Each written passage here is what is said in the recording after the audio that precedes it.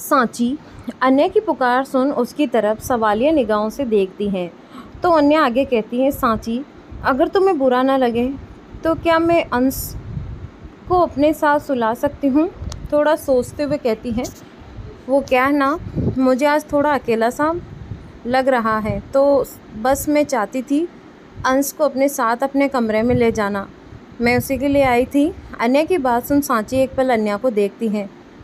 अन्या का मांगना कहीं से भी गलत नहीं था, पर न जाने क्यों सांची के दिल को अंदर से अजीब सा लग रहा था। उसकी पकड़ अंश पे थोड़ी कसी गई थी। सांची एक कोशिश भरी मुस्कान के साथ कहती हैं, भाभी इसमें पूछने की क्या बात है, अंश आपका ही बेटा है, आप जब चाहे अपने पास रख सकती हैं। पर आपको तो पता ही नहीं है, रात में ठीक से सो पाता है और उसकी चोट वो भी नहीं है, भरी नहीं है तो कहीं इसे। अन्य सांची की बात सुन उसके कंधे पर हाथ रख भरोसे से कहती हैं, सांची तुम चिंता मत करो, मैं ध्यान रखूँगी। इतना बोल अन्य अपना हाथ बढ़ा अंश को सांची की गोद से अपने गोद में लेकर अन्य को मुस्कुराते हुए गुड नाइट बोल वहाँ से चली जाती हैं। सांची इस वक्त कुछ कह नहीं पाती, बस अपने खाली हाथों को ताकते हुए अन्य को जाते हुए देखती है। उसे समझ नहीं आ रहा था कि वो ऐसा अजीब सा क्यों फील कर रही है। आफ्टर ऑल अंश तो अन्य का ही बेटा है, वो उसकी माँ है, उसने उसे जन्म दिया है। भले ही जिम्मेदारियों के बंधे वो अपनी ममता का फ़र्ज उस तरह नहीं निभा पाई, लेकिन तब भी अन्या ने अपने तरफ पूरी कोशिश की थी और वो खुद भी यही चाहती थी कि अंश को उसकी माँ का प्यार मिले। लेकिन फिर उसे खुद में बुरा क्यों लग रहा है, यही सब सोचते हुए सांची थोड़ी उदास सी अपने कमरे की तरफ बढ़ गई। वहीं दूसरी तरफ अन्या अंश को गोद में लिए कमरे में आती है। दरवाज़ा खुलने की आवाज़ पे रुद्र का ध्यान दरवाजे पे चला जाता है। जब उसने अन्या की गोद में अंश को देखा तो उसे थोड़ी हैरानी हुई। वो बेड से उठते हुए कहता है, वाइफी ये रुद्रांश यहाँ। अन्या रुद्र के सवाल पे बस हल्का मुस्कुराते हुए रुद्रांश को रुद्र के बगल में सुलाते हुए कहते हैं, रुद्र अगर आप अपने बेटे को मिस कर रहे थे तो कहा क्यों नहीं, मैं इतनी बुरी नहीं हूँ कि आपसे आपके बेटे को दूर करूँ। अन्या की बात सुन रुद्र मुस्कुरा देता है और झट से अंश को अपने सीने से लगा लेता है। रुद्र की आंखों में इस वक्त नमी थी जो बहुत कम देखने को मिलती थी। रुद्र होले से अंश के माथे पर हाथ फेर उसके माथे को चूम लेता है। अंश नींद में हल्का कुमकुमाते हुए रुद्र की शर्ट हौले से पकड़ लेता है। ये देख रुद्र और अन्या दोनों मुस्कुरा देते हैं। रुद्र उसके गालों पर हाथ फेर अन्या से थोड़े असमंजस में कहता है, वाइफी पर कहीं।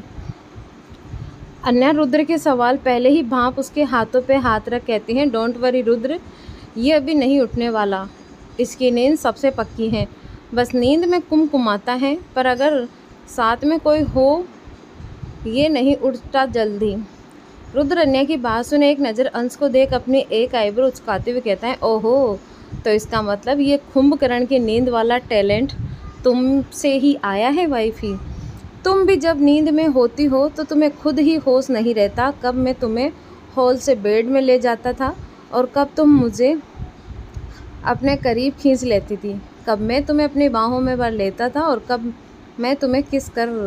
रुद्र अपनी बात आगे कहता कि अन्या शर्म से उसके मुंह पर हाथ रख उसे घूरते हुए कहती है, बस करें, आगे कहने की ज़रूरत नहीं है, मुझे नहीं जानना आप क्या करते थे क्या नहीं। रुद्र अपने मुंह से अन्या का हाथ हटा शरारत भरे लहजे में कहता है, ऐसे कैसे नहीं सुनना, मैं सारी बात आज कन्फेस करने के मूड में हूँ, तो सोचा ये भी कर लेता हूँ। तुम्हें पता है इसके बाद मैं।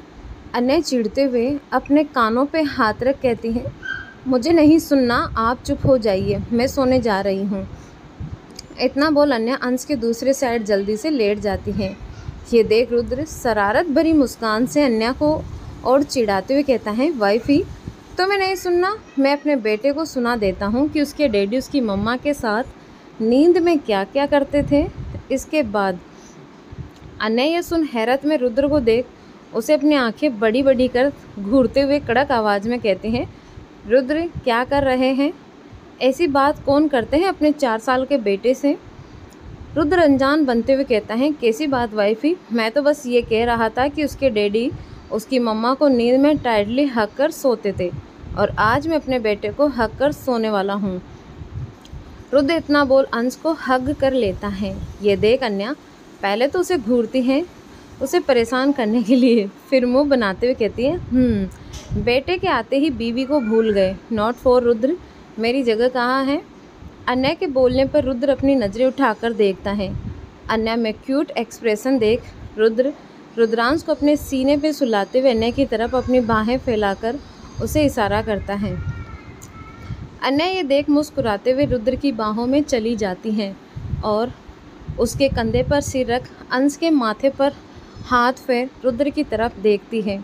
रुद्र अन्या और अंश को टाइट हग करते हुए दोनों के माथे को चूमता हुआ कहता है, वाइफी ये एक सपना सा लग रहा है, कुछ वक्त पहले वाला रुद्र राय चौहान जिसकी बाहें और दुनिया बिल्कुल खाली थी। उसे किसी से मतलब नहीं था, न रिश्तों से न किसी चीज़ से। आज देखो उसकी बाहें सुकून और दुनिया कितनी रोशन सी लग रही हैं। आज जैसे लग रहा है मेरे पास सब कुछ है, मेरा प्यार, मेरी मोहब्बत और दूसरा मैं, मेरी जान, मेरी दुनिया। आज दादाजी की बात सच लगती है। उन्होंने कहा था रुद्र हर रिश्ते एक आदमी की ज़िंदगी में उसके काम से ज़्यादा महत्व रखता है। तुम इस रिश्ते से अभी भाग रहे हो, एक न एक दिन वही रिश्ते तुम्हें सब कुछ देंगे, पत्नी में ज़िंदगी का साथी और अपने बच्चों में अपनी अधूरी ज़िंदगी जीने का मौका। ये सब हमारा लाइफ के महत्वपूर्ण हिस्सा है। रुद्र दिग्विजय जी की बात दोहराकर अपना सिर अन्या की तरफ घुमाकर उसकी आंखों में प्यार से देख कहता है, थैंक यू वाइफी, मेरे सारे ख्वाबों और मुझे पूरा करने के लिए, मेरा इंतज़ार करने के लिए थैंक यू। रुद्र आगे कुछ कहता कि अन्या उसके होठों पर अपनी उंगली रख उसे चुप करवा देती हैं और बस उसकी आंखों में देखती रहती हैं। रुद्र उसके माथे पर घूमता हुआ उसे टाइटली हग कर लेता है। रुद्र की तमन्ना थी कि आज की रात कभी ख़त्म न हो। वो ज़िंदगी भर ऐसे रहना चाहता था, ज़िंदगी भर। अन्या भी खुद को समेट रुद्र की बाहों में अपनी आंखें बंद कर लेती है। आज सालों बाद अन्या को उसका सुकून मिल रहा था। आज उस छोटी हैप्पी फैमिली के होठों पे नींद में भी मुस्कान थी। रुद्रांश भी जैसे आज अपनी मम्मी पापा के साथ इस पल में उसका साथ दिए था, उस बच्चे को भी आज नींद में भी एक सबसे महफूज होने का आभास सा हो रहा था। इसीलिए वो आज अपनी नींद में भी नहीं कुमकुमाया, बस सुकून में सोया था। सुबह का वक्त, अभय के होटल का कमरा। सुहाना बेफिक्र हुए आराम से बेड पर पसरकर सो रही थी। उसे इस वक्त किसी चीज़ का होश नहीं हो, लेकिन तभी सुहाना की प्यारी नींद में खलल डाल उसका फ़ोन तेज़ आवाज़ में बजता है, जिसकी पहली दूसरी घंटी तो सुहाना इग्नोर कर सोती हैं, पर लगातार बजने पर वो झल्लाते हुए अपना फ़ोन टटोलती हैं। फ़ोन बेड के पास ही था, जिसकी वजह से वो जल्दी से फ़ोन में बिना नंबर देखे अपने कान में लगा अलसाई आवाज़ में कहती हैं, हेलो। सुहाना के हेलो कहते ही फ़ोन की दूसरी साइड से टीना की तेज़ आवाज़ आती है, सुहाना कहाँ है? डैमेट तुझे पता है कब से फ़ोन कर रही हूँ तुझे? तू एक बार जवाब तक नहीं दे सकती थी। वैसे है कहाँ तू? पार्टी तो कब की ख़त्म हो गई, पर तेरा कुछ अता पता नहीं है। कहाँ है बता मुझे। टीना के एक के बाद एक सवाल पूछने पर सुहाना अपने सर को पकड़े बेड पर बैठते हुए कहती हैं, लगातार कितने सवाल पूछ रही हैं? हाँ टीना यार, तू केबीसी देकर आई है क्या? सवाल पे सवाल कर रही हैं। तेरे सवाल और मेरा सिर दोनों तुझे पागल कर रहे हैं। सुहाना अपने सिर को ज़ोर से पकड़ते हुए खुद से कहती हैं, आह इस वक्त में इतना दर्द क्यों हो रहा है? टीना सुहाना की ऐसी अलसाई आवाज़ सुन समझ जाती हैं कि सुहाना अभी अभी सोकर उठती हैं। इसीलिए वो जल्दी से कहती हैं, देख सुहाना, तू कहाँ है? इस बारे में मैं बाद में बात करेंगे, पहले मेरी बात सुन जो सबसे ज़रूरी है। सुन, जहाँ भी हैं जल्दी से हॉस्पिटल आ जा। डॉक्टर ने प्रिंसेस का ऑपरेशन का बोला है, आधे घंटे में। ये सुन सुहाना हैरान होते हुए बेड पर बैठ कहती हैं, ऑपरेशन अभी? पर कैसे? हमारे पास तो ऑपरेशन के पैसे नहीं हैं। तो फिर ये ऑपरेशन प्रिंसेस ठीक तो है ना? टीना, सुहाना, मुझे कुछ नहीं पता। मुझे तो अभी अभी आंटी का फ़ोन आया था इस बारे में। मेरी तो अभी तक डॉक्टर से बात भी नहीं हुई। तू बस जल्दी आ जा, फिर देखते हैं, ठीक है? इतना बोल टीना तो फ़ोन काट देती हैं। तो वहीं सुहाना इस बात से थोड़ी परेशान हुए जैसे ही बेड से उठने को जाती है कि उसकी नज़रें कमरे में चली जाती हैं। सुबह का वक्त, चौहान मैंसन हॉल में दिग्विजय जी और आकाश जी बैठे अपनी चाय का इंतजार कर रहे थे कि कुछ पलों में सांची एक नौकर के हाथों चाय लिए वहां आती है और अपने हाथों से दोनों को चाय देती है। आकाश जी अपनी चाय का कप लिए सांची से थोड़ी हैरत में कहते हैं, सांची बेटा, तुम अब तक घर पे हैं? तुम्हारी तो आज इम्पोर्टेंट मीटिंग थी ना, तुम्हें तो वहाँ होना चाहिए। सांची आकाश जी का सवाल सुन मुस्कुराकर कहती हैं, हाँ डैड, मीटिंग तो है बट अभी उसमें वक्त है। पहले मैं अंश को फ्रेश कर दवा खिला दूँ, उसके बाद चली जाऊँगी। सांची की बात सुन आकाश जी अपनी चाय की चुस्की लिए उसका हौसला बढ़ाते हुए कहते हैं, वैसे बेटा मैंने तुम्हारे डिज़ाइन देखे हैं, बहुत अच्छे हैं। देखना इस बार वो प्रोजेक्ट का मौका तुम्हें मिलेगा। मेरी तरफ से ऑल द बेस्ट। सांची थोड़े नर्वस टोन में कहती हैं, I had so dad, rich fashion house के कलेक्शन एंड यूनिक्स बहुत हाई लेवल के होते हैं। अगर उन्हें मेरा काम पसंद आ गया तो मुझे आगे मेरी बहुत सारी अपॉर्चुनिटी के रास्ते खुल जाएंगे। सांची की बात सुन आकाश जी हामी में सिर हिलाते हुए उसे देख कुछ कह पाते कि अचानक ही उनकी बात सुन रहे दिग्विजय जी के कान खड़े हो जाते हैं। वो थोड़े हैरत में अपनी भारी आवाज़ में कहते हैं, रिच्ड फैशन हाउस, वही ना जिसका मालिक KMA फॉर्च्यूनर्स प्रेसिडेंट हैं? क्या नाम है उसका? दिग्विजय जी उस नाम को याद करने के लिए अपने दिमाग पे जोर देते हैं कि सांची मुस्कुराकर हाँ में सिर हिलाते हुए कहते हैं, जी दादाजी, मिस्टर ताहिर मडियाल। दादाजी उस नाम को सुन थोड़े गंभीर स्वर में कहते हैं, ताहिर, तो तुम्हारी मीटिंग उसके साथ है? सांची हाँ में सिर हिलाते हुए कहती है, जी दादाजी, मिस्टर ताहिर और उनकी टीम के साथ। दिग्विजय जी ताहिर का नाम सुन थोड़े संकोच भाव से सांची को देखते हैं, जैसे उनके मन में कुछ था सांची से कहने को, पर वो कुछ सोच नहीं कह पाते। इसीलिए वो एक गहरी सांस भर कहते हैं, वैसे सांची बेटा, आपको इतनी मेहनत करने की क्या ज़रूरत है? आप चौहान परिवार की छोटी बहू हैं और हमने कई बार कहा है कि हम खुद आपके लिए बड़ा फैशन हाउस खोलवा देते हैं, या आप हमारी पहचान से अपनी पहचान जोड़कर भी मार्केट में नाम बना सकती हैं, जिससे आपको इतने परेशान नहीं होगी। लेकिन आपकी ये जिद हमें समझ नहीं आती। जब भगवान ने दिया सब हैं तो आपको यूँ अनजानों में मेहनत करने की क्या ज़रूरत है? क्या ज़रूरत है उस ताहिर जैसे लोगों से मिलने की? दिग्विजय जी की बात सुन सांची को कुछ खास पसंद नहीं आई, जिससे आकाश जी महसूस कर दिग्विजय जी को रोकते हुए कहते हैं, अरे डैड, जब सांची खुद मेहनत करना अपना मुकाम बनाना चाहती हैं तो इसमें सोचना क्या है? करने दीजिए जो उसे करना है, हमें उससे नहीं रोकना चाहिए, बस सांची के साथ खड़े रहना है। दिग्विजय जी आकाश जी की बात सुन हल्का मुस्कुराकर कहते हैं, ऐसी बात नहीं है आकाश, हम रोक नहीं रहे हैं सांची को, न मेहनत करने से और न आगे बढ़ने से। बस हम चाहते हैं कि हमारे बच्चे आगे बढ़े, पर वहाँ जहाँ उनकी काबिलियत हो, एक दिशा मिले। तुम भूल गए अभय को भी उसकी काबिलियत पे दिशा हमने ही दी थी। देखो आज वो ऊंचाइयों पे हैं। उसी तरह हम बस सांची के रास्ते को थोड़ा आसान करना चाहते थे, उसे अपना नाम देना चाहते थे बस। दिग्विजय जी की बात पे आकाश जी कुछ बोल नहीं पाए। उन्हें सांची का नज़रिया भी सही लग रहा था, तो दिग्विजय जी की बात भी। सांची जिस दिशा को बाहर तलाश रही है, आगे वो दिशा उन्हें घर पे मिल रही है, तो उनकी नज़र में वो गलत नहीं था। पर वहीं सांची दिग्विजय जी की बातों से चुभ सी गई, पर वो उनकी बात का सम्मान भी करती थी क्योंकि उन्होंने उसकी थी। इसीलिए वो एक अफोर्ड स्माइल के साथ कहती हैं, डैड मैं आती हूँ। अंश उठ गया होगा और मुझे ढूंढ रहा होगा, मैं उसे देख कर आती हूँ। आकाश जी सहमति में हाँ में सिर हिलाते हैं, पर सांची जैसे ही मुड़ती हैं कि उनकी आंखें अंश की खिलखिलाहट भरी आवाज़ आती हैं, जिसे सुन उनकी निगाहें सीढ़ियों पे चली जाती हैं, जहाँ से अंश अन्या की गोद में हंसते खेलते बातें करते हुए नीचे आ रहा था। अंश को देख सांची मुस्कुराते हुए उसकी ओर बढ़ गई, पर अंश अन्या की गोद से उतरते हुए सीधा दिग्विजय जी और आकाश जी के पास आता हुआ कहता है, गुड मॉर्निंग बड़े दादू। दादू। अंश की प्यारी आवाज़ सुन दिग्विजय जी और आकाश जी हंसते हुए कहते हैं, गुड मॉर्निंग रुद्रांश।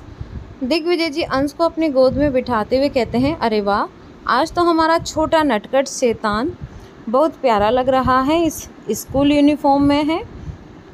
अंश अपना हाथ आगे करते हुए कहता है, हाँ बड़े दादू, ये देखो मम्मा ने मुझे न्यू वॉच दिया, अब मैं टाइम पे स्कूल जाऊंगा। अंश की मीठी मीठी बातें सुन दिग्विजय जी और आकाश जी मुस्कुरा रहे थे, तो वहीं अन्या के होठों पे भी एक प्यारी सी मुस्कान खिली हुई थी। पर वहीं सांची अन्या के पास आते हुए थोड़े परेशान स्वर में कहती हैं, भाभी आपने अंश को स्कूल यूनिफॉर्म क्यों पहना दिया? उसे चोट लगी है ना, आप उसे स्कूल भेजना चाहती हैं? ऐसे कैसे भाभी, वो स्कूल भी अकेले कैसे रहेगा? वो अपना ख्याल भी नहीं रख पाएगा, वो ठीक नहीं है, उसकी दवाई। सांची की बात सुन अन्या उसकी आंखों में देख उसके कंधे पर हाथ रख एक प्यार से कहती हैं, सांची रिलैक्स, अंश सब ठीक हैं और वो स्कूल जा सकता है। सारी चोटें भर चुकी हैं और हल्की मामूली चोटों की वजह से कोई प्रॉब्लम नहीं होगी। सांची, पर भाभी वो। अन्या सांची के सवालों को पहले ही काटते हुए कहती हैं, मैंने डॉक्टर से पहले ही बात कर ली है, उन्होंने कहा है सब ठीक है और मैं अभी उसे चेक करवाते हुए स्कूल छोड़ूंगी। और सबसे बड़ी बात सांची, अंश जाना चाहता है स्कूल, उसे घर में बोर हो गया है, इतने दिन बंद रहकर स्कूल जाएगा तो उसके लिए एक चेंज सा भी होगा, तुम चिंता मत करो। अन्या अपना बोल सांची को एक भरोसे भरी नज़रों से देख मुस्कुराते हुए अंश के पास जाती हैं और मुस्कुराते हुए कहती हैं, अंश बेटा चलो स्कूल। अंश खुशी से उछलते हुए कहता है, हाँ। उसे खुश देख दिग्विजय जी और आकाश जी मुस्कुरा देते हैं। आकाश जी अन्या के चेहरे की चमक को बड़े गौर से देख कहते हैं, क्या बात है अन्या बेटा, आज तो तुम्हारा चेहरा सूरज जैसे चमक रहा है, होठों पर पहले वाली मुस्कान खिली हुई है, क्या बात है? आकाश जी की बात सुन अन्या आज खुद को मुस्कुराने से रोक नहीं पाई। कल रात की बातें उसके होठों की मुस्कान के लिए काफ़ी थी और उसकी आंखों में चमक रुद्र के साथ के लिए काफ़ी थी। वो मुस्कुराते हुए कहते हैं, कुछ नहीं डैड, बस यूँ समझ लीजिए आज की सुबह मेरे लिए कुछ खास सी हैं। दिग्विजय जी मुस्कुराते हुए कहते हैं, और हम चाहेंगे ऐसी खुशी तुम्हारे चेहरे पर मुस्कान हमेशा रहे। अन्या बेटा अच्छा है। अन्या सबकी ओर मुस्कुराते हुए देख कहती है, अंश चले? अंश हाँ में सिर हिलाते हुए अन्या का हाथ पकड़ लेता है और सबको बाय कहता है। अन्या जाते जाते सांची से कहती है, सांची रेहान उठे तो उससे कह देना आज जो मेरी 2 मीटिंग हैं वो संभाल लेगा। वैसे मैंने अमन को कह दिया, वो उसे कैंडिडेट कर देगा, मैं आज ऑफिस नहीं आ पाऊँगी। सांची ये सुन हाँ में सिर हिला देती है। अन्या अंश को लिए वहाँ से चली जाती हैं। तो आकाश जी कहता है, वाह आज की सुबह तो सच में बहुत अलग है डैड। अन्या ऑफिस नहीं जा रही है, लगता है वक्त बदल रहा है डैड। दिग्विजय जी आकाश जी की बात सुन हंसते हुए कहते हैं, वक्त अच्छे मोड़ पे बदल रहा है आकाश, बहुत भाग लिया अन्या ने काम के पीछे, बॉस हैं तो खुद की, और इस कंपनी की छुट्टी लेने के लिए थोड़ी पूछने की ज़रूरत होगी। आकाश जी और दिग्विजय जी अपनी बात पे हंसने लगते हैं, पर वहीं सांची को जैसे ये बदलाव हुआ कुछ खास पसंद नहीं आ रहा था। मन में उलझन थी या दिल में अजीब सी बेचैनी। उसकी निगाहें अब भी दरवाजे को ताक रही थी। उसकी ममता जैसे अब उसे ही अंदर से खाए जा रही थी। इस मोड़ पे ना जाने क्या हो रहा है उसकी इस ज़िंदगी का फैसला। वहीं दूसरी तरफ सुहाना भागते हुए हॉस्पिटल आती हैं और जल्दी से वार्ड में आती हैं तो उससे पता चलता है कि सब ऑपरेशन थिएटर की तरफ गए हैं। सुहाना जल्दी से भागकर आती हैं तो उसे आते टीना देख उसके पास आती हैं। सुहाना घबराते हुए टीना का हाथ पकड़ पहुंचती हैं। टीना प्रिंसेस, उसे क्या हुआ, वो ठीक है? तुम लोग यहाँ क्यों हो और डॉक्टर ने क्या कहा? टीना सुहाना की घबराहट देख उसे संभालते हुए उसकी बाहें सहलाते हुए कहती है, सुहाना रिलैक्स यार, प्रिंसेस अंदर ऑपरेशन थिएटर में है। ये सुन सुहाना जम सी जाती हैं। वो घबराते हुए ऑपरेशन थिएटर की तरफ इशारा करते हुए काफ़ी हिचक और घबराहट के मिले जुले भाव लिए कहती हैं, तो ऑपरेशन थिएटर वो क्यों, क्या हुआ प्रिंसेस को, वो ठीक है ना?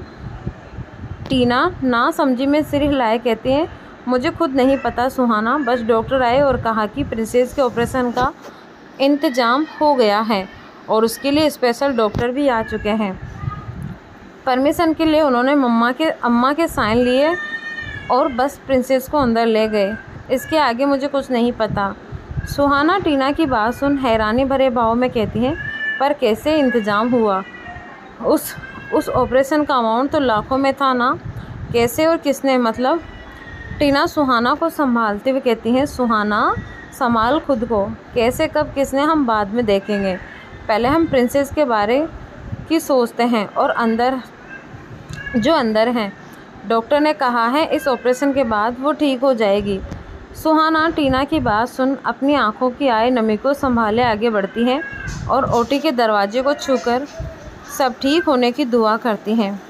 सुहाना का हाल इस वक्त ऐसा था जैसे वो खुद उस ओटी के अंदर हो। भले ही उसका और प्रिंसेस का रिश्ता खून का ना था, पर दिल का रिश्ता बहुत गहरा था।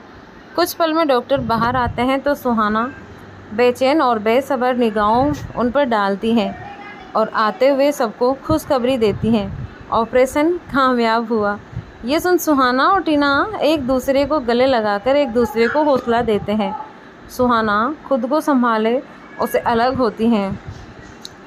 टीना अम्मा को संभालती हैं तो सोना कुछ सोचते हुए डॉक्टर के पीछे बढ़ जाती हैं और उन्हें आवाज़ देते हुए कहती हैं, डॉक्टर अपने केबिन का दरवाज़ा खोलते खोलते रुक कहता है, यस मिस सुहाना अपनी खुशी संभाले कहते हैं, थैंक यू डॉक्टर, आपने प्रिंसेस को ठीक करवा दिया।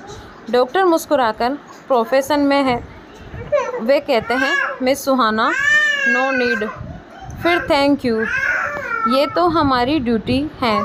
सुहाना ये सुन हल्का मुस्कुरा देती हैं, फिर सोचते हुए कहती हैं, डॉक्टर क्या मैं ये पूछ सकती हूँ, इस ऑपरेशन की अमाउंट बहुत ज़्यादा थी ना, और वो ट्रस्ट कैंसिल हो गया था तो अचानक ये ऑपरेशन कैसे, वो भी स्पेशल डॉक्टर की मौजूदगी में? सुहाना का सवाल सुन एक पल को चुप हो जाता है, फिर कुछ सोचते हुए कहता है, वेल मिस सुहाना, मैंने कहा था ना कुछ और हैं प्रिंसेस में, मैं उन्हें देखता हूँ। तो वहीं ये पर्सनल हैं जो ऐसे ऑपरेशन को फंड देते हैं, बस उन्हें ये सुनकर ये पॉसिबल किया था। पेशेंट की हालत क्रिटिकल थी, इसलिए थोड़ा जल्दबाजी ही करना पड़ा, सॉरी हमने आपको प्रॉपर इन्फॉर्म नहीं किया। सुहाना डॉक्टर की बात सुन कहते हैं, डॉक्टर क्या मैं मिल सकती हूँ उस इंसान से? मुझे थैंक यू कहना है, उन्हें बताना है कि उन्होंने जो किया है वो मेरे लिए क्या है, उस छोटी सी नन्ही सी जान के लिए क्या है। Doctor, well Suhana, I must want is but it's not possible, some privacy policy की वजह से हम ये डिस्क्लोज नहीं करते हैं, I hope you understand. Suhana ये सुन चुप हो जाती है। डॉक्टर सुहाना से एक्सक्यूज़ किए अपने केबिन के अंदर चला जाता है और अपने सामने खड़े आदमी से कहता है, सर ऑपरेशन सक्सेसफुल रहा एंड आपने जैसा कहा था मैंने किसी से आपका नाम नहीं लिया है। धन्यवाद दोस्तों, आज बस छोटा सा पार्ट ही आपको मिलेगा। कल से मैं चाहूँगी कि 1 घंटे का जो एपिसोड है वो आपको मिले, ताकि डिलीवरी से पहले ये जो अपनी कहानी है वो जल्दी ही ख़त्म हो जाए। धन्यवाद।